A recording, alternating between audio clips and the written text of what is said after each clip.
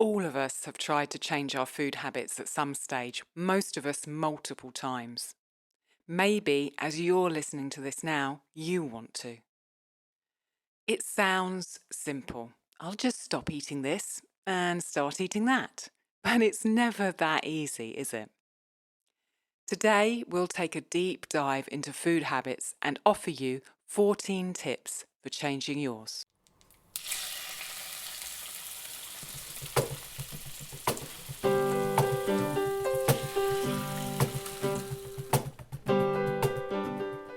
Welcome to the Ancestral Kitchen Podcast with Alison, a European town dweller in central Italy, and Andrea, living on a newly created family farm in northwest Washington State, USA.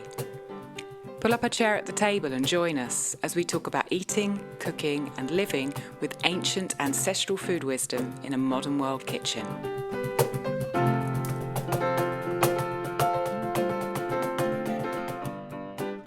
Hello and welcome back to Ancestral Kitchen Podcast.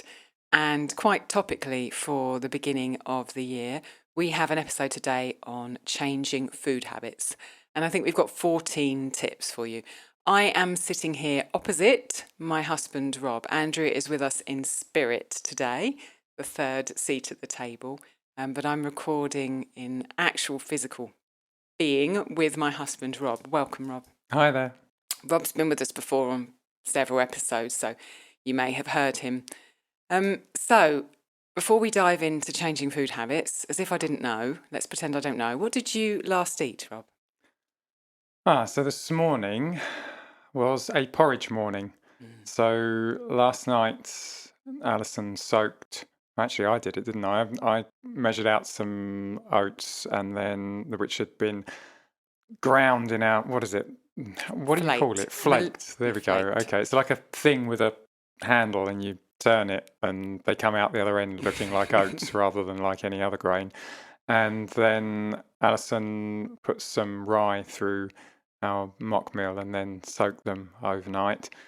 And then in the morning, I stumbled out of bed before anybody else in the dark and turned on a pan and left them cooking while I did some various other breathing practices and had a coffee and who knows what. And then, had some oats. So I've developed a habit of having pecorino cheese with oats, and I'd never known this as a sheep's cheese and oats. Yeah, sheep's cheese and oats. I'd never known this as a sensible combination. But when you think about it, like oat cakes and cheese work well, Yeah. and it's just because those were the two things that seem to be available in the morning. And I like having that cheese in the morning. It seems to have some good protein in it, whereas I can't eat it in the evening. It seems too much for my stomach. I think I'm getting old. So you had porridge and cheese. Yeah, some kefir grains. Tibikos. We have to call it Tibikos now. Yeah, I did hear that episode. The You haven't heard it yet. The Sandor episode hasn't come out yet. We are. The next episode you'll hear is Sandor Katz, and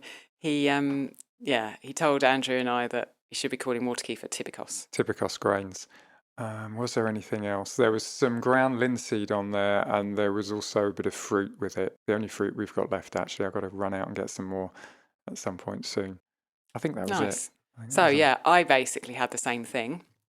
If you want to go back and listen to the fermenting oats episode, that's about 3 or 4 episodes back, you will learn from that why I changed the way that I soak oats in the house. And that's one of the big reasons why I bought a mock mill. So I soak my oats now with freshly ground rye flour because that's high in phytase, which helps break down the phytic acid in the oats. So I had the same thing, the oats, but I had mine with miso, barley miso, which I bought, not made. I haven't made miso yet. Ground linseed and olive oil, and also 1 scoop of protein powder. Almost forgot that.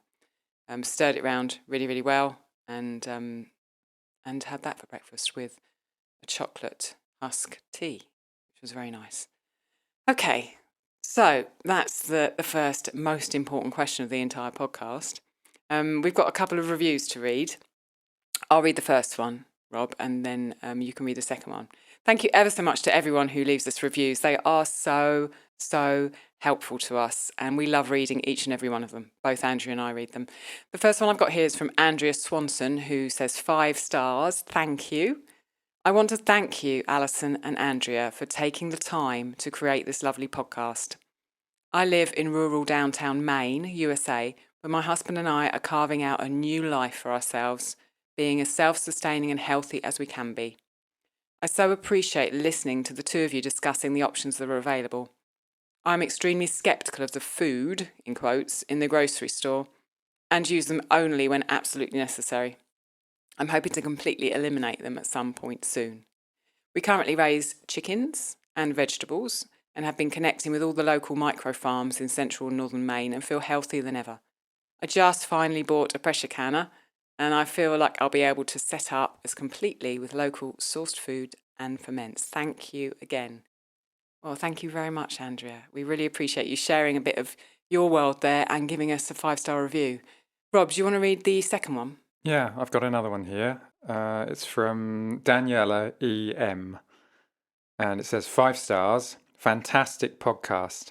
I can't stop listening to it while at work, in a manufacturing environment, while building and testing machines, or at home while cooking, cleaning, gardening, or even while jogging. Love it. Great. You can't get much more positive than that, can No, you? indeed. So let's, after those 2 wonderful reviews, thank you both, let's dive into our topic today. And we've got 14 tips for changing your food habits. Now, this is the first episode of the year, and generally, I mean, I don't do New Year's resolutions. I haven't done for many years, but I do believe in resolve, and I do believe in making resolutions, and I think you can do them any time of the year. But it's quite an apt time to tackle this subject, which was requested by a patron, which made us me and Andrew start thinking. So Rob is with me today because he's got quite a bit to say about this. Both of us have changed our food habits a lot. My habits are completely different to those of my childhood, and they've gone through a large number of changes along that route. Long-term podcast listeners will know that I lost half my body weight between the ages of 20 and 21. There is an episode back in the annals of the podcast called Alison's 140-pound weight loss, if you want to go and listen to that. Before I went through that process, I ate pretty much the English equivalent of a standard American diet. Supermarket food, bread out of a plastic packet, meat that just was in polystyrene and I had no idea where it came from. I'm sure the eggs... Hydrogenated oils. Yeah, hydrogenated oils, just sugar, or standard stuff. And I just eat completely differently now. And each stage of that there's been food changes. Rob, do you want to talk a little bit about your particular food changes before we talk about what we've done together? I guess I'm just going to the part of my food habit changing CV that is from before I met you. Okay, so the biggest change I had was cutting out wheat, and I know that doesn't sound like a massive thing, but I literally was eating wheat sort of 2 or 3 meals a day, really, and I changed from a sort of a junk food eating student drinking type to okay, here's the food pyramid, let's do it justice, so I ate healthy in quotes, like really mainstream healthy, like I was really serious about it, and I was really quite unwell, and it was really one of my first steps out of the mainstream to go, well, okay, what happens if I say wheat's a problem for me? What happens if I say that pasteurized dairy is a problem for me? And I took these things out of my diet. It made the most unbelievable change. And I mean, beyond that, I did a lot of water fasting, which requires quite a lot of sensitivity and engagement with your food habits, and changed quite. I went on the specific carbohydrate diet, which is kind of like a precursor to GAPS. It's something that existed before GAPS did. And yeah, these are the things that I fumbled around with hopelessly before I met Alison, and then she could make me some decent food. But well, between us, I mean, we've both got a history with changing food habits before we met, and then when we met, you were vegetarian I wasn't. I went vegetarian. Yeah, that's true, isn't it? We both went vegan, and then we went raw vegan, which is a huge change in food habits. I mean, no cooked food at all. From vegan, we then did an almighty kind of 180. Now, I'm just going to say, not recommending it. No. For anybody.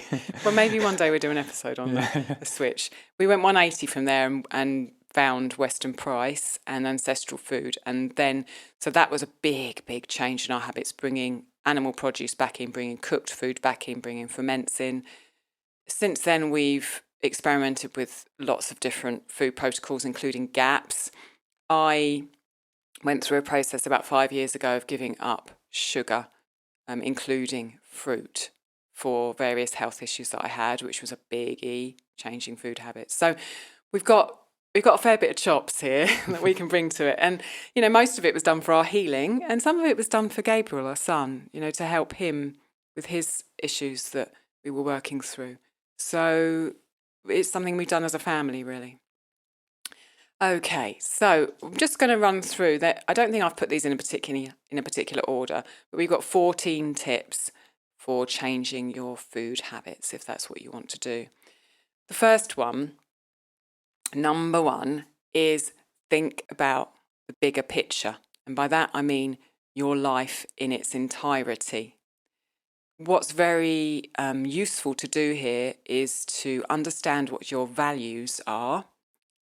You can download a list of values from the internet and you can go through them and think about them, or you can come up with the words yourself and understand what motivates you, what you value in life, and then get clear on your why.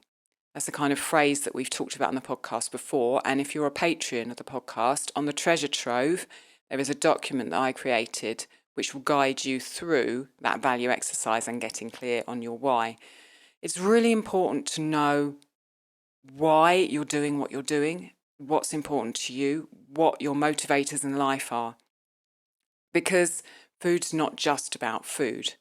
And, when I talked to Rob about these 14 steps yesterday in preparation, and we talked about how this really is a matter of a positive motivator as opposed to a motivator of fear, and how a positive motivator will give you more of a reason to make change in your life than a fear motivator. You just think of like a doctor saying, oh, you've got to cut out this.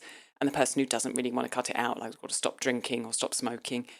It just, that engagement is not there compared to someone who has a dream of something that they want to do. They want to get out in the world because this, and this, and it'll mean this to them. Just not wanting to die or suffer is not enough. I mean, it's a motivator that's common to us all, but really it doesn't get you very far because all you're thinking about is the dying and the suffering. And whereas, okay, something positive, I want to be healthy, but then it's good to be more specific than that. Why do you want to be healthy? What do you want to do with this health? And there's things that are physical that you can be motivated to do in your life, rather than, you can have a job that just involves you sitting in front of a computer, and it might be a really exciting, really wonderful job, but you can sit there ill and do the job just as well as you can when you're perfectly healthy.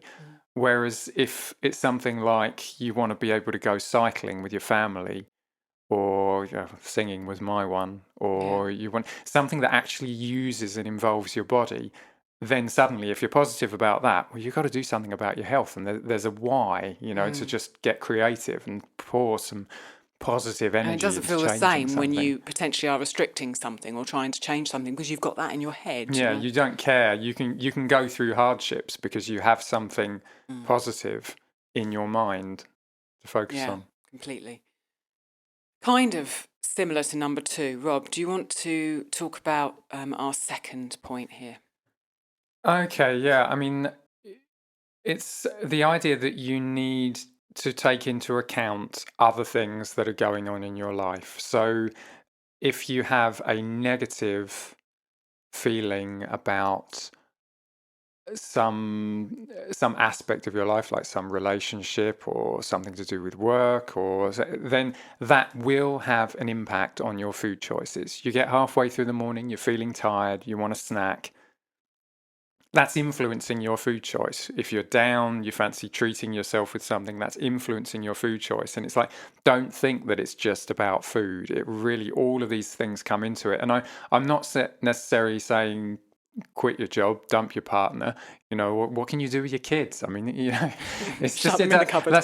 It's more a question of changing your relationship with them, and that may mean the ending that relationship, but it may also mean being positive about the choices of the ways that you interact with those things, and how you communicate with your partner, or how you interact with your job and the energy that you put into it. It's just, if you can't just walk away from it, then something's got to change, and nobody's going to do that but you.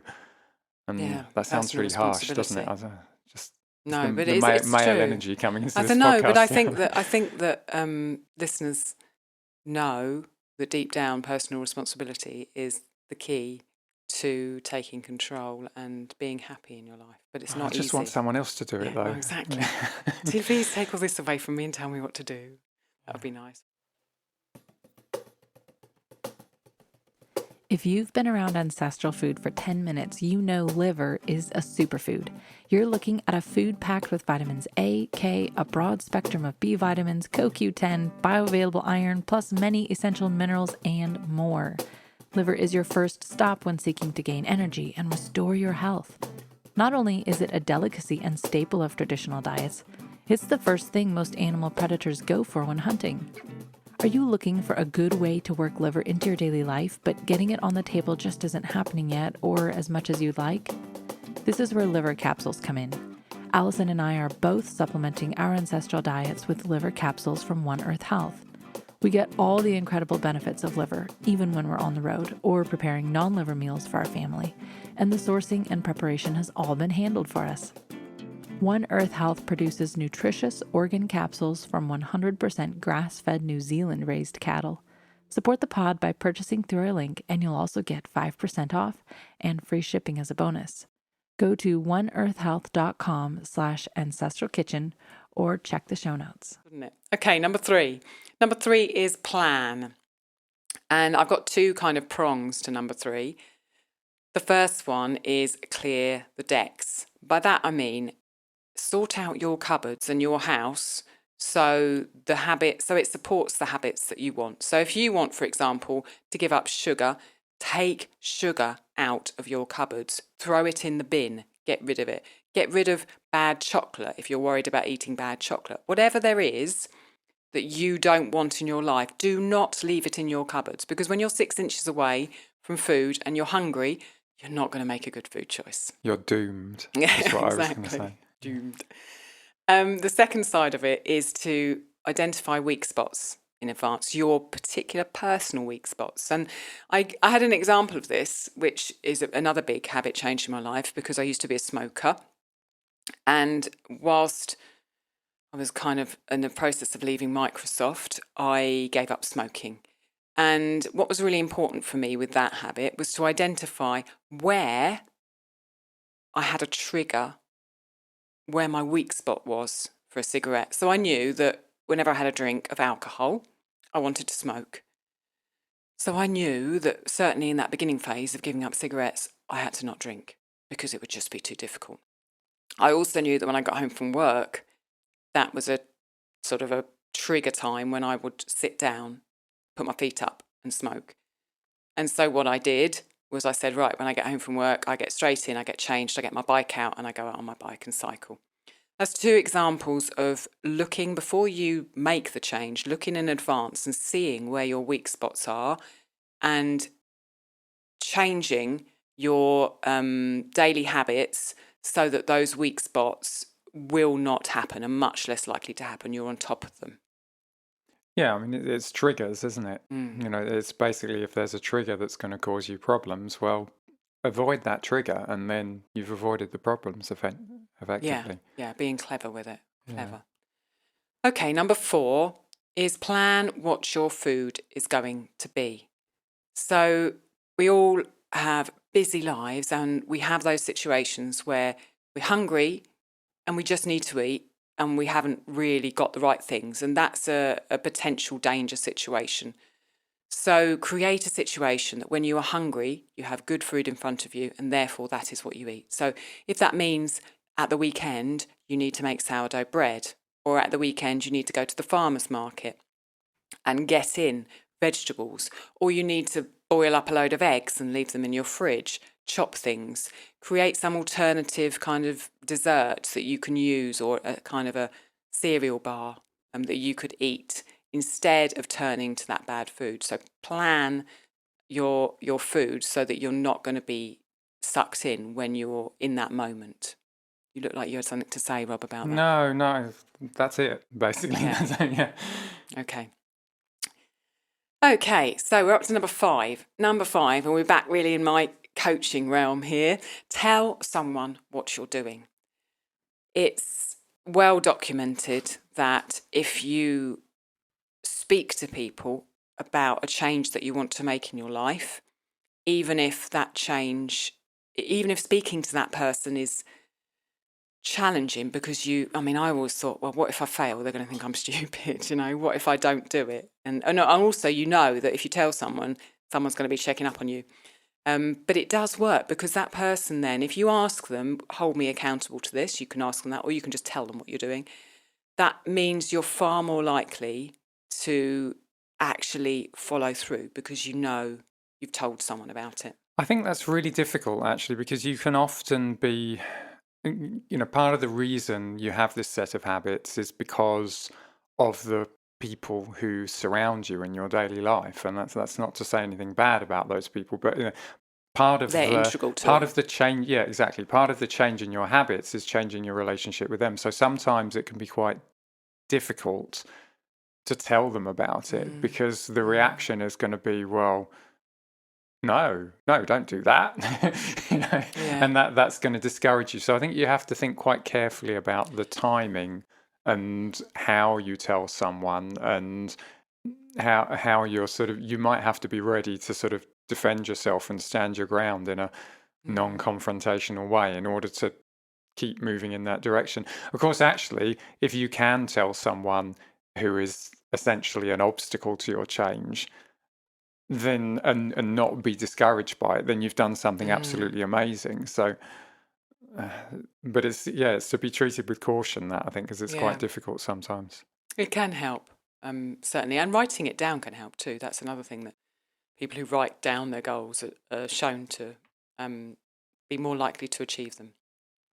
Number 6, this is one that it feels really kind of important to me in my own journey, particularly with my story of losing weight. Number 6 is develop patience and move closer. I really feel that sustainable, real change takes time. Everything in the world would have us believe otherwise. So there's a pill that can fix us. I did this 5 steps and suddenly I was a millionaire. I took this thing and now I've got no problems with my health anymore. People have been trained into thinking that change can happen overnight, that there's a magic bullet, that this is going to cure them or heal them. And my experience is that that's not the case. I think certain things can have huge impacts, but if you want to make a sustainable change in your life, you have to be prepared for it to take time. And so I said develop patience, and I use the word develop because I think it's easy for people in my past, let's apply it to me. In my past, I would have said, I'm not a patient person, just can't do it. And it feels to me that that's kind of a bit of a cop-out, because patience is a practice, just like all the other traits that we would like to have in our life to show appreciation or gratitude or love. Patience is something that we have to actually practice it when the rubber hits the road in order for that muscle to grow in us. And sometimes we have no choice when we're on food journeys, healing journeys. We don't get results straight away. And it's so easy to get down about it. But patience applied again and again and again, because that's what you need to do, becomes something that you can lean into more. And that's something that I think you've taught me, Rob. When I met you, I would get frustrated very easily that something wasn't working, and you just keep going. You just calmly keep going. Yeah, I can talk the talk, can't I? It's You really walk the walk difficult. I too. mean, the thing about patience is that I think anything that's worth having takes time and patience. I can't think of anything that just popped up out of nowhere in reality. It might have seemed like it did, but then you look at the things that And it didn't. built towards it, and you realise it's just, things that are worth having take time and patience. Yeah. The other part of this number 6 was move closer. And I want to tie that into the word discipline, because I feel like when I lost my 140 pounds when I was 20, I did that through discipline. Serious, like, under the kind. I'm putting my thumb onto the table now, like tying it down. Push, push, push. And you know what? It worked, and I'm ridiculously disciplined. I feel like that's something I identify with because I've practiced it. But it has knock-on consequences, well, exactly. doesn't it? There are incredible downsides to discipline. There are things that period of my life where I applied that discipline, there are things that has left me with that are not positive, really. So you not solve positive. one problem and create three Right. others, Yeah, essentially. Exactly. And I feel like it's a lesson in my life from, that age 20, doing that, to now nearly getting close to age 50, to be trying to practice the belief that it's not about discipline, it's about patience and then tenderness, getting closer to yourself, learning and befriending. I guess the Buddhists would call it loving kindness. It's about getting closer to your psyche and your being and your spirituality, your relationships, and being tender and gentle rather than the kind of stick of discipline.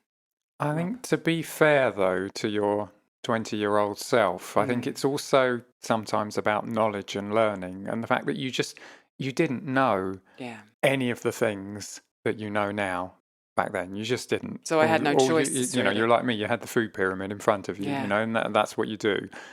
And so if that's where you are and you need to make a change, then maybe discipline's your only option. Yeah. And I think maybe for people who are I don't know, a bit further down a sort of self-development journey than you were back then, it's a case of, well, okay, look at my options in front of me.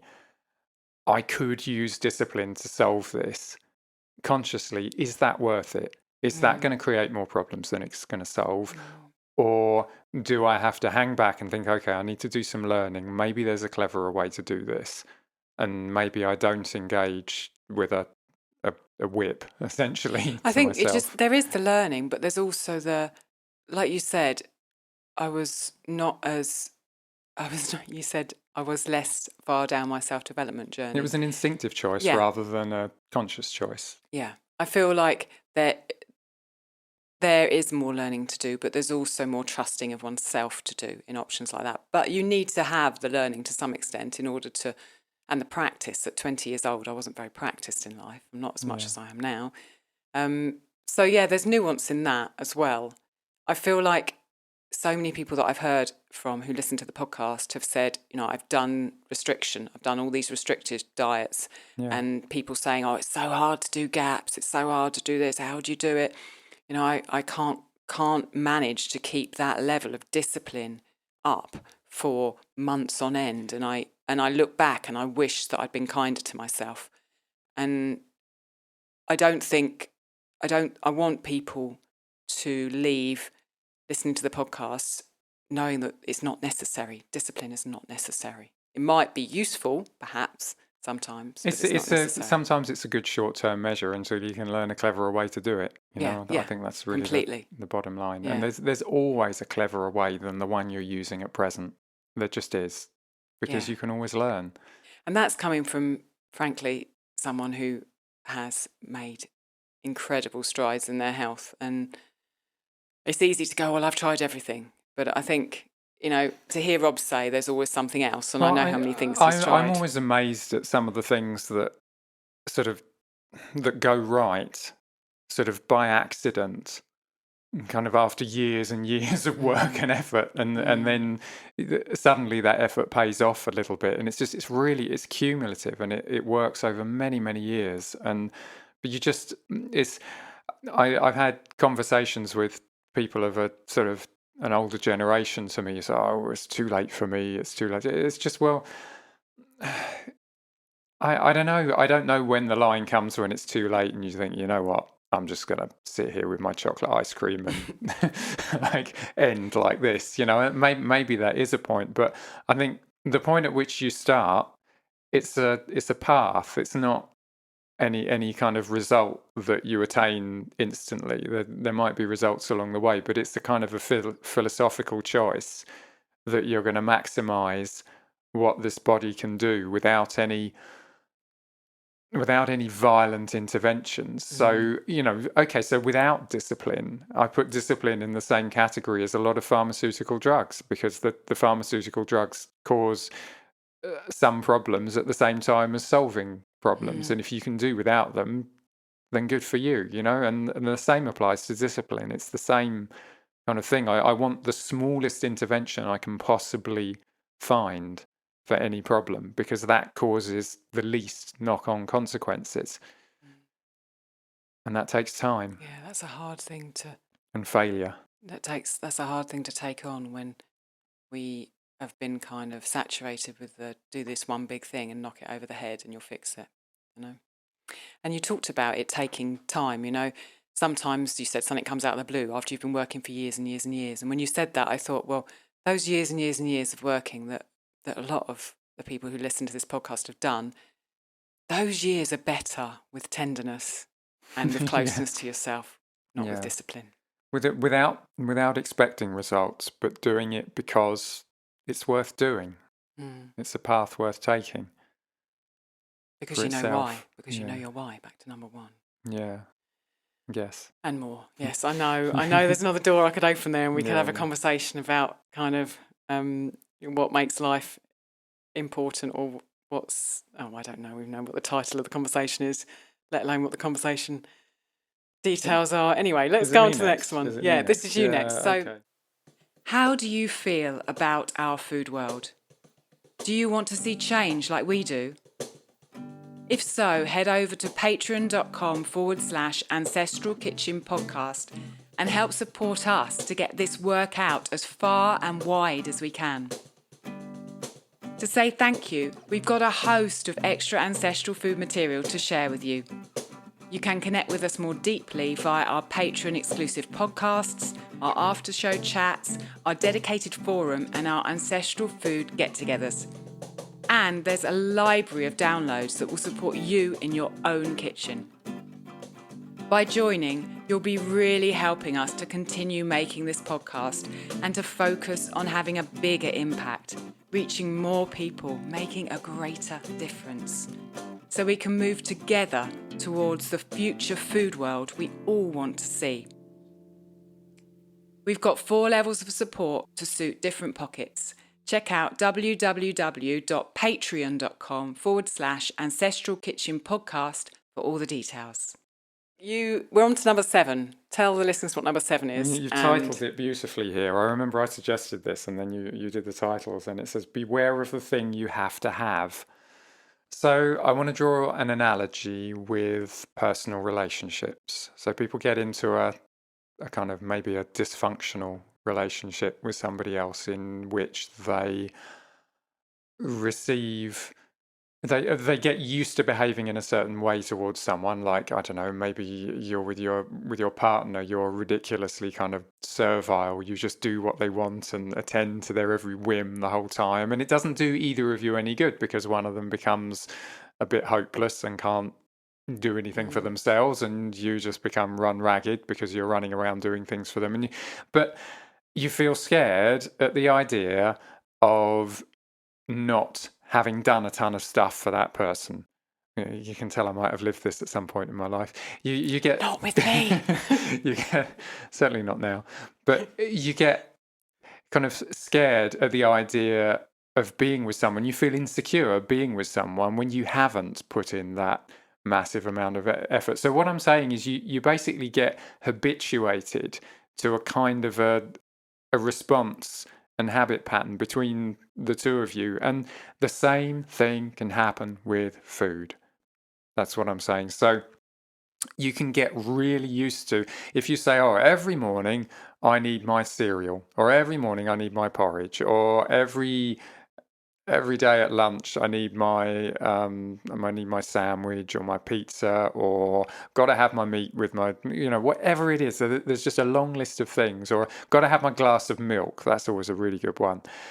And you get habituated, or people do regularly get habituated to even a negative response, like literally to pain. It could be painful, the response from your body from eating some food, but you feel so confused and out of sorts in the situation where you don't have it that you just start, oh, where is it? I've got to go and get. And whenever, I think the distinction is, like, for example, I have, I don't know, a coffee and rye bread like practically every day. But you know what?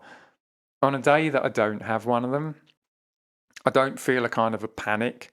If I don't have rye bread and I have something else, I enjoy the something else. I'm not really thinking about it.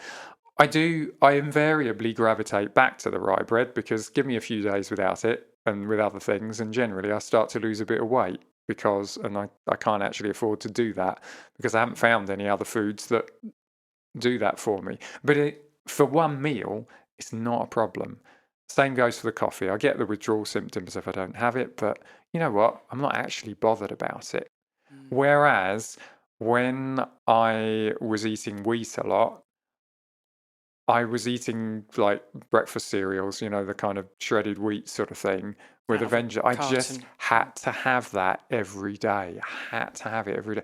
And when you feel yourself kind of doing this, I have to have this thing, and I'm a bit panicky and off my kilter if I don't, that's the moment when you just look at it and you say, well, actually, that's part of the backdrop of my life that might well be influencing me negatively, and I just need to go 3 weeks without it and see what happens. And a little side point to add to that, sometimes the symptoms that are negative that you get from something, you'll get them after you stop. So for example, pasteurized milk for me, really, like, I could have that a couple of times a day in some tea or coffee or whatever, and I don't really feel any negative symptoms. Like I think the only one I noticed was I felt like I was sleeping for maybe half an hour longer each day, which was a bit strange. When I stop, after 2 or 3 days, I get the most horrendous upset stomach, and it's actually, you get the symptom when you stop sometimes, rather than when you're having the food. So it's just these things that you have every day, and especially the ones that you crave the most. Be really wary of them, because they can be really pernicious. Yeah, I think it's a journey into learning which are the things that I'm wanting because I'm craving them and they're not necessarily good for me, and which are the things that I'm wanting because they provide me with sustenance. And I think you said, that kind of angsty, panicky feeling is the key to that. Often, yeah, it really is. And time and testing. And sometimes, I mean, if you never go without it, then you won't even feel that angsty, panicky sense. If you're that good at making sure you've got your supply of super choc crunchy bars or whatever they are, I have to have my super choc crunchy bar mid-morning. Yeah, it can be something simpler than that. It could just be wheat or cheese or something. Yeah. Okay, let's move on. Number 8, we are up to. Find something to replace a troublesome food with, and maybe take it one step down. So, if you're giving up, I go back to the example of sugar here. When you are used to eating sugar or things with sugar in a certain environment, it's good to have something that you can replace that with. So you could, for example, get some 99% cacao chocolate, and when you really, really feel like you want to eat that sugar, you have a square of that. Or if you're able to take it kind of one step down on the same ladder, you could get some really nice fruit in. So you could say, I don't want to eat processed sugar, but I'm going to eat fruit, and I'm going to get fruit in. And when I want to have sugar, I'm going to go and have that fruit instead. That's number 8. Number 9, make food yourself. Make the food yourself. And this is one that we've been through on many, many foodstuffs, because we make so many foodstuffs ourselves. And I think the example that I would like to give is making chocolate. So I, as you probably know, love to make bean-to-bar chocolate at home with no special equipment. That's what my course is called. And, literally I'm buying the fermented beans raw and having a big sack of them, and I'm doing all of the things that I need to do to transform those beans into chocolate, which is done in a factory somewhere. Otherwise, I don't see it. I just buy the bar of chocolate. So I'm roasting those beans. I'm checking the beans to make sure there's none of any holes in. I'm roasting them. I'm shelling every single bean, or Rob is shelling every single bean sometimes. I'm quite good at it, aren't I? You are. You're better than me. Damn it. And then I'm taking those cacao beans without their shells, and I'm mixing them with coconut oil and cacao butter and vanilla and maybe some sugar. And then I'm melting that all down and pouring that into chocolate moulds, and then waiting for them to set, and then popping them out. And you know what? There's no way I'm going to eat a whole bar of chocolate, equivalent of a whole bar of chocolate of those chocolates. I'm just not going to. They are too precious. You're going to really savour it, aren't you? Yeah. After all that. They are too precious to me. That moment of sort of holding it in front of you and it's underneath your nose and you're smelling it, you don't want to move beyond that. It's so much energy. Whereas, as a child, I literally ate kilogram bars. I don't know how that translates into American. 1,000 grams. It's a lot. 2 pounds, I think it is. You could knock someone out with one. Yeah, I used to eat kilogram bars of chocolate, literally in one hit. That's how I didn't have that value for the food, and that's how addicted I was to the food. But it wasn't really chocolate either, was it? No, it's mostly sugar. Mostly sugar. Yeah. When you make food yourself, it's the same example with bread. I mean, people who buy bread sliced in a packet, they throw half the bread away. It was a bit stale. I can't remember the last time we threw away any bread at all. Exactly. We don't even throw away the damn crumbs. I know. I'm sorry, I swore. But yeah, people. I'll edit it out. I do the editing. Don't do it again. I'll edit it out. What was I going to say? Yeah, people throw away the end crust because they don't like it. I don't like the crusty bits. Or it's gone a bit stale, they throw it away. Or it's ripped, they throw it away. Yeah, literally, we never throw any bread away at all. It just wouldn't happen.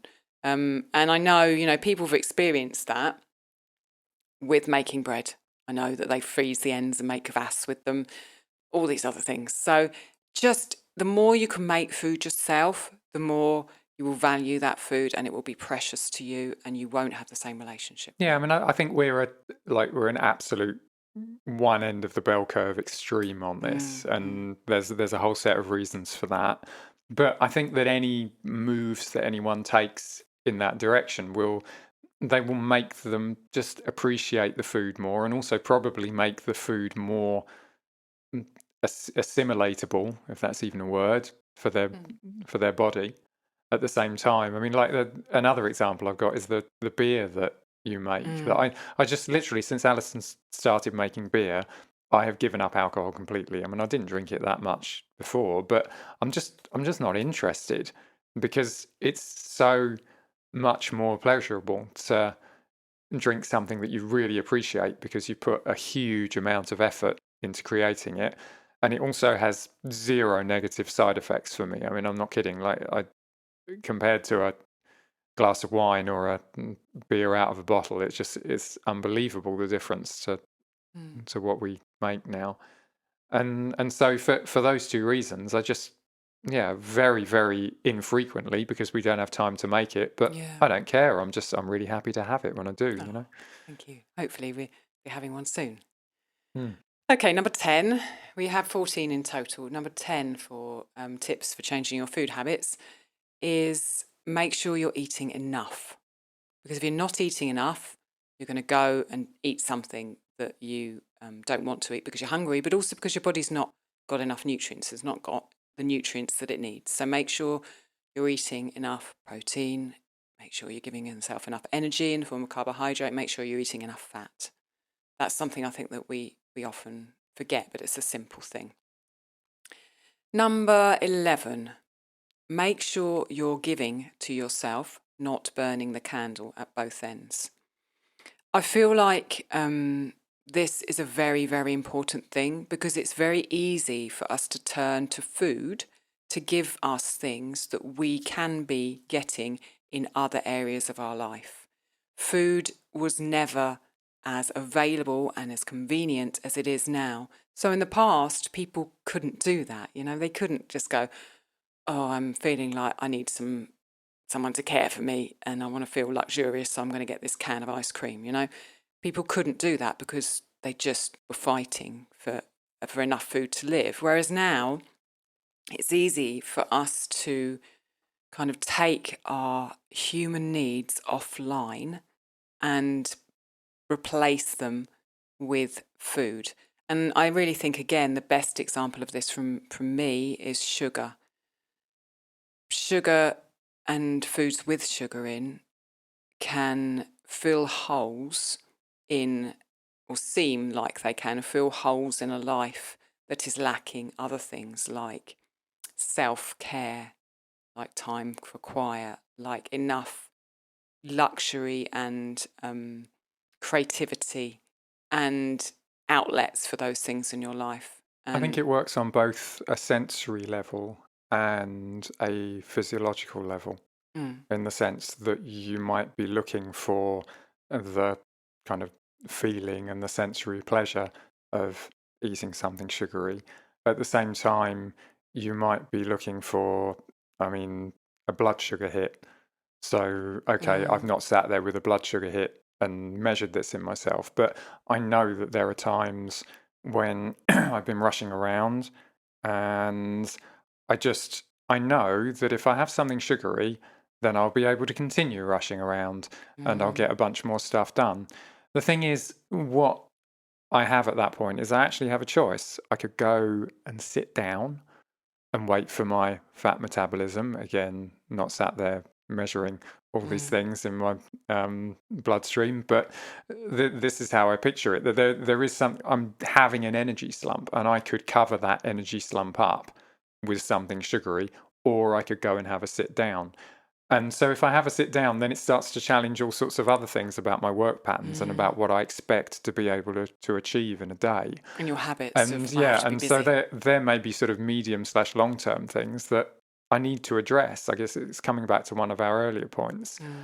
Otherwise, what happens is I'm just using that sugar to cover it up. But equally, I know I don't tend to get the kind of sensory feeling. Like I know both you and Gabriel will eat something just because of the sensory pleasure of it. Whereas for me, you've literally got to put it right under my nose. And if you do that, I'll just, like an animal, I'll be like, chomp, and then I'll eat it. But I don't come up with that thought spontaneously.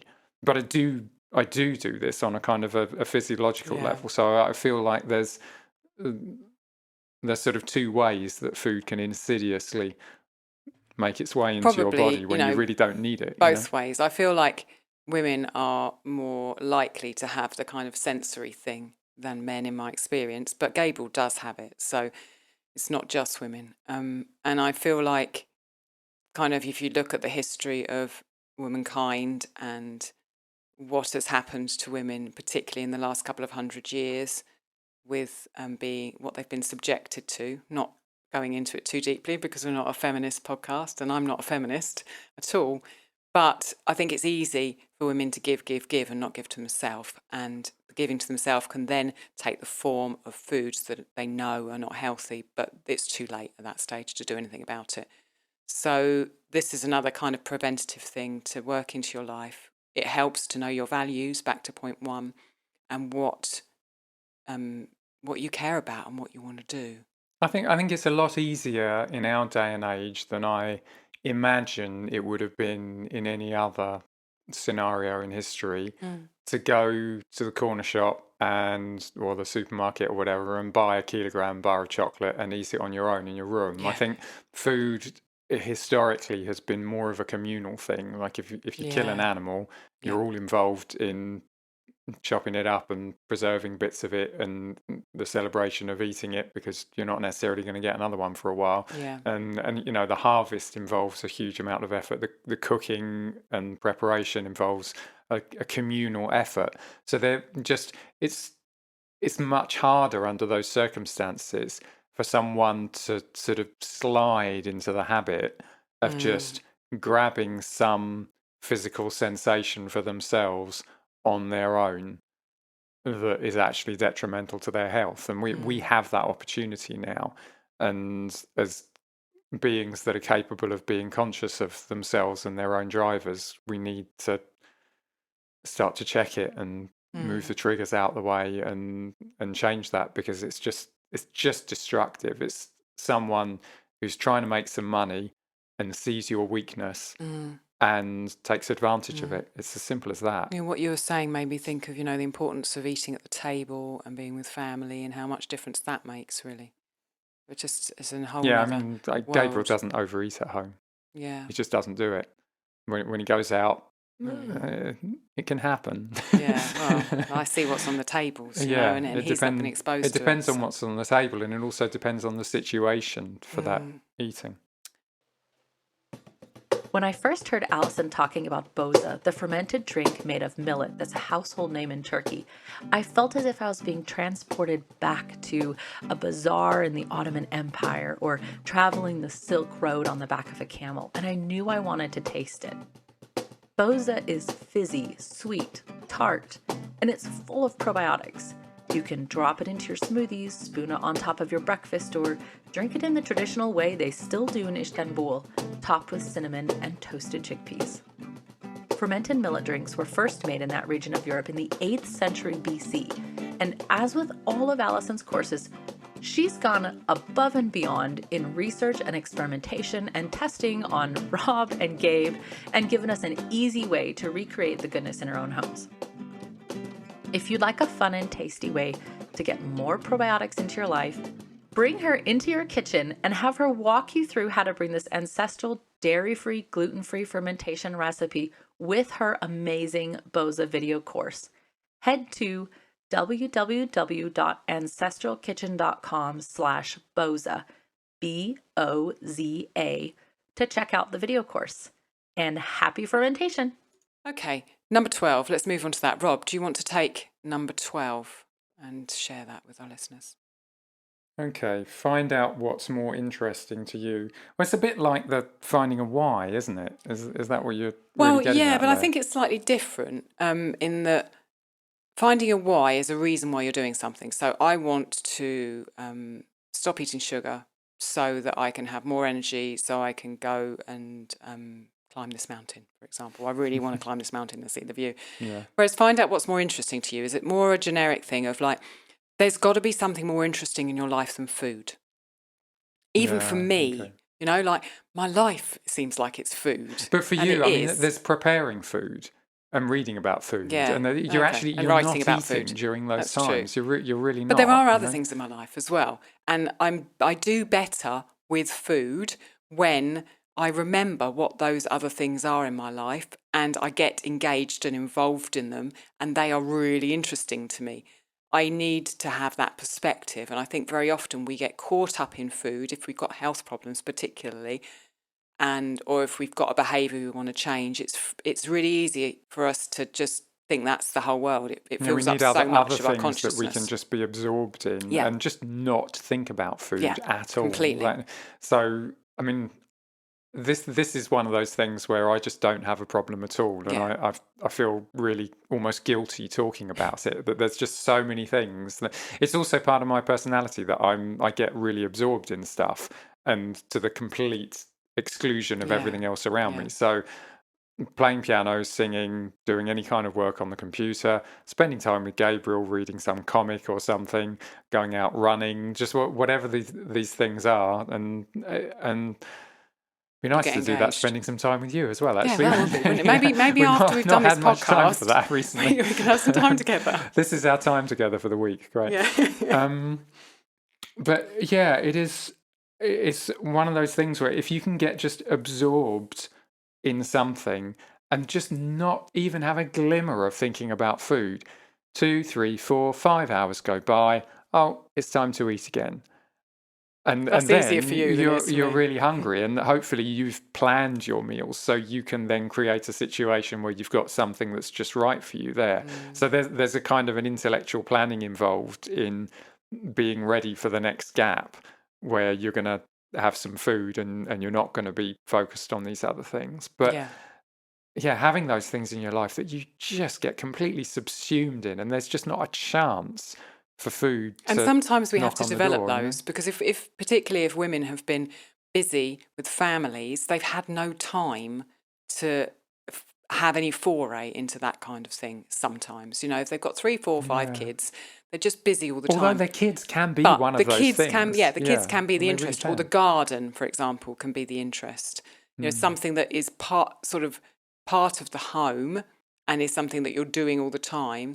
I know that engaging with my garden, I can be kind of out there working on things, and my garden's tiny, and it's more interesting to me. Making art is more interesting to me. Beauty as a concept and anything that I get involved in trying to express that. Those are really important for me to have in my life. Otherwise, it can feel like food is just everything.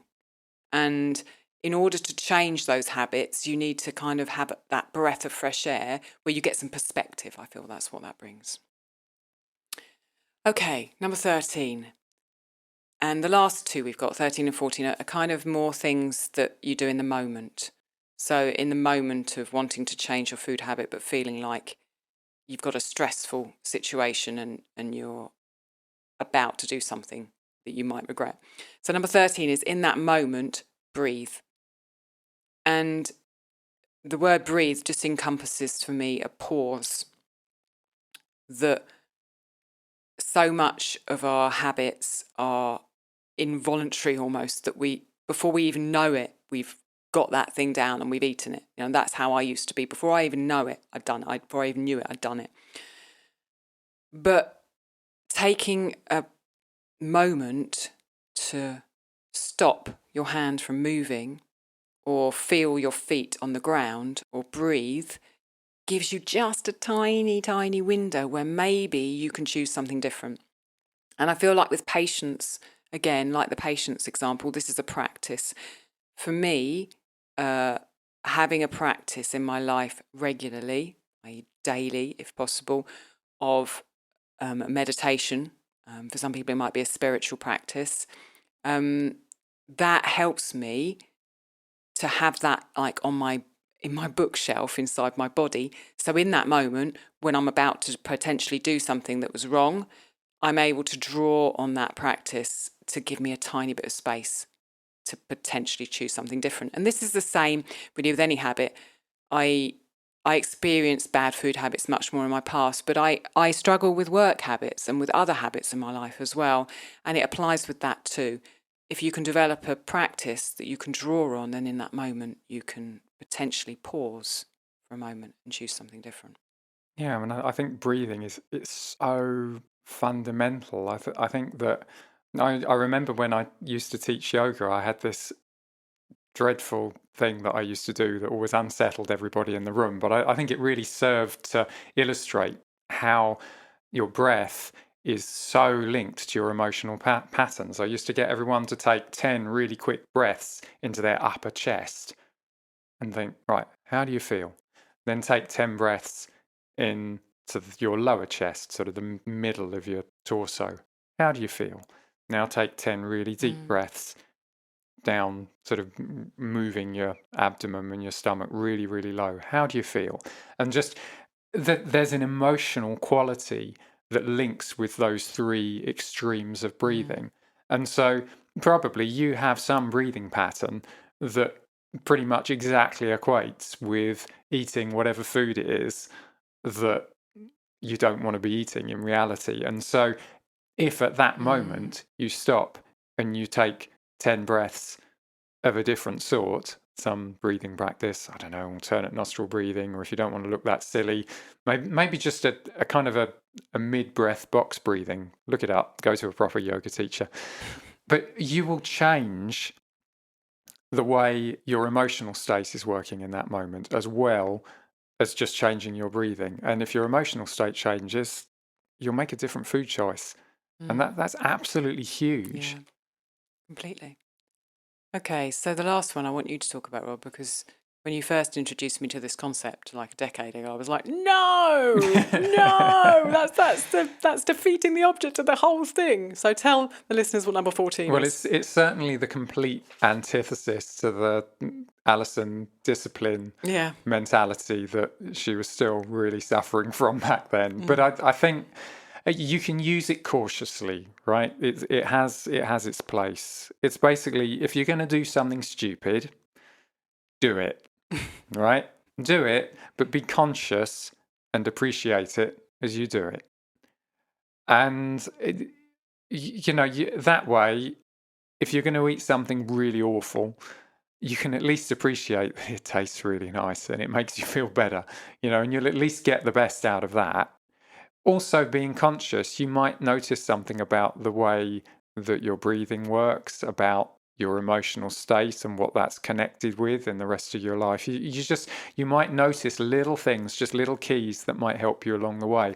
You also won't get into this self-defeating kind of discipline that causes as many problems as it solves. I mean, you might literally just get so stressed in the process of doing something that's in quotes wrong that you make yourself miserable enough that you end up doing it again, and you can end up in this kind of cycle. So it's just, if you're going to do it anyway, why not just enjoy it, and why not be conscious and notice everything about it while you do it, because you're gathering information to try and solve the problem, and not beating yourself up and feeling guilty or inadequate is just totally counterproductive. Totally. If you're using that energy to try and solve your problems, it is not going to get you very far. I feel like this is like the ultimate in kind of, I don't know, what's a kind of warrior spirit, that you could do it anyway, but don't be in a panic of like, oh, I have to do it, but to do it and do it slowly and be aware of all the kind of I guarantee nuance there's people listening who are like, no, but that's impossible. You can't. I can't just eat the crunchy bar. No. But seriously, it's an option. It's not necessarily. It's certainly not always the best option, but it is an option that can help you move forward, and that's all you're looking for, a step forward. Wonderful. 14 steps forward, hopefully. I really hope that this has been useful to listeners. And there was one other one that I kind of thought of just a moment ago, which was the people around you. And we've kind of alluded to this in several of the tips, that the people who you have around you are really important if you want to change your food habits. So know that Andrea and I are here, and there is a back catalogue of many, many, many podcast episodes on our feed. Scroll back through them after you've stopped listening to this. Find another one that you think might encourage you. Download it and give it a listen. If you're unsure about what meals you want to replace what you're eating with, and you want some ideas, you can get meals at the Ancestral Hearth from our website, Ancestral Kitchen Podcast, which has 20 recipes in it that Andrea and I cook regularly. If you want to start sourdough, if that's one of your food habits you want to change, my book, Spelt Sourdough Every Day, is also available on our website. And if you want those people around you, if you need extra people around you, if you want to feel community in the journey that we're all taking, then come and join our Patreon. You can find information on that at patreon.com/Ancestral Kitchen Podcast. We have a Discord channel, which once you sort the tech, is really easy to use. And there's lots of wonderful, wonderful people on that, sharing, learning together, talking about problems, getting ideas. It's just a wonderful place to be. So do consider that. And if you're thinking about it, you'll also be supporting the podcast. So, if we have a microphone that breaks, then hopefully there'll be enough money to buy another microphone and we can carry on.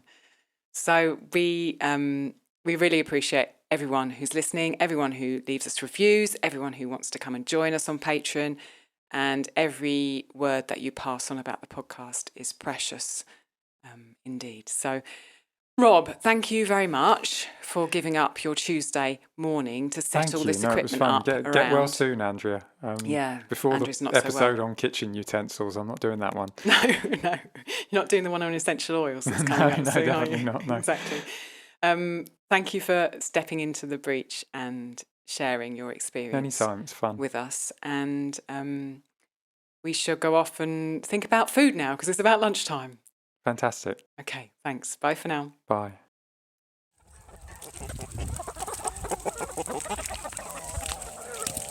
Thank you so much for listening. We'd love to continue the conversation. Come find us on Instagram. Andrea's at Farm and Hearth and Alison's at Ancestral_Kitchen. Until next time, we both wish you much fun, exploration and satisfaction in and out of the kitchen.